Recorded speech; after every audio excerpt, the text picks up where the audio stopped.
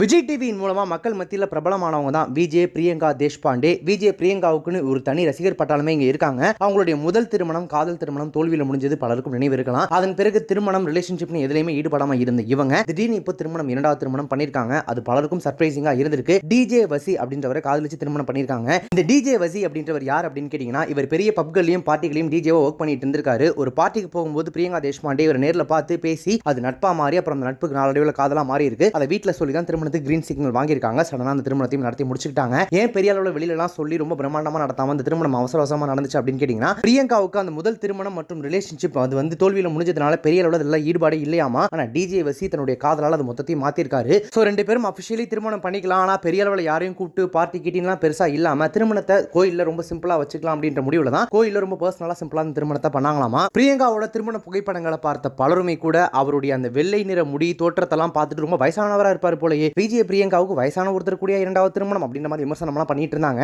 எது எப்படி இருந்தா என்னங்க, ஒரு ரிலேஷன்ஷிப்ல தோல்வியில முடிஞ்சதுக்கு அப்புறமா உடஞ்சு போய் உட்கார்ந்து அவங்களுக்கு மறுபடியும் காதல் வந்திருக்கு, காதல் மேல நம்பிக்கை வந்திருக்கு. அந்த நம்பிக்கையில திருமணம் வரைக்கும் வந்து எடுத்துட்டு போயிருக்காங்க. அவங்களுக்கு வாழ்த்துக்களை சொல்லலாமே. இந்த தடவையாவது அவங்களுடைய குடும்ப வாழ்க்கை நல்லபடியா அமையட்டுமே அப்படின்னு அவங்க பிரியங்கா ரசிகர்கள் மட்டும் இல்லாம பல தர ரசிகர்களும் அவங்களுக்கு இப்ப வாழ்த்துக்களை சொல்லிட்டு இருக்காங்க.